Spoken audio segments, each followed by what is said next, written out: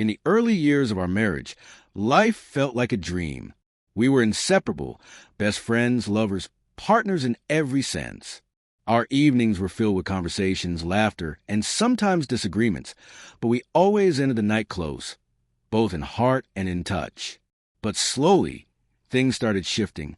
It began so quietly I barely noticed. A soft yawn at bedtime, a gentle, "Not tonight, I'm just really tired." I understood. Life wears everyone down. We both had demanding careers, endless bills, and a mountain of responsibilities that never seemed to shrink. But as the months slipped by, her words turned into a nightly refrain. "I'm just tired." I didn't stop trying. I made extra effort to make her laugh, pitched in more with chores, gave her space whenever she seemed overwhelmed.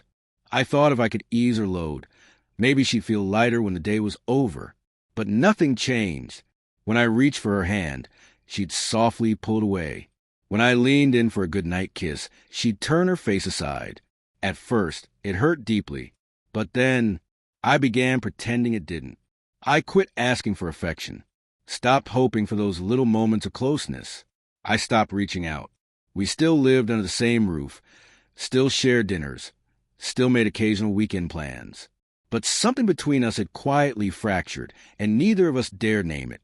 I remember the first night. It happened clearly. She told me she was heading to bed early, too tired, and I stayed back on the couch, watching an old movie. I didn't even glance up. That was the first night. I didn't follow her to bed. It wasn't the last.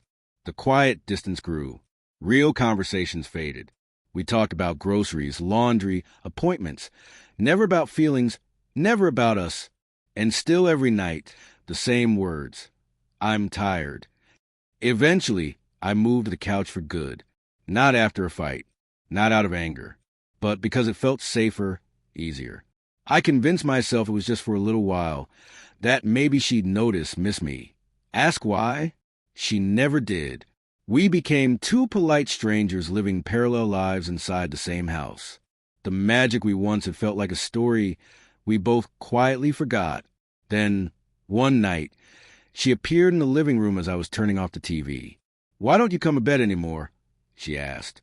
I stared at her, unsure whether to laugh or break down. "Because you were always tired." She blinked, confusion flashing across her face. Then something shifted in her eyes, as if realization had finally dawned. But she said nothing. For the next few days, she tried. She'd ask about my day again. Her hand brushed my arm when we crossed paths in the kitchen. I noticed every gesture, but I was afraid to believe it meant something. Then one evening, she walked in wearing those old pajamas I'd always loved. She curled up beside me on the couch and whispered, "I miss us."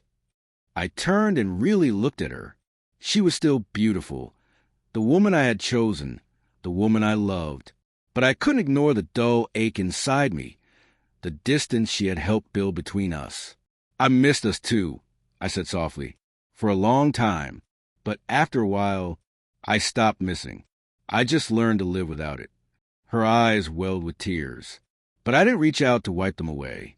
We sat together in heavy silence, wrapped in old memories and unspoken regret. She kept trying after that. She planned date nights, left little notes on the fridge. She even suggested counseling. I said yes, but part of me stayed guarded, afraid to hope too soon. At counseling, she confessed, "I didn't realize how far apart we'd grown until you stopped trying.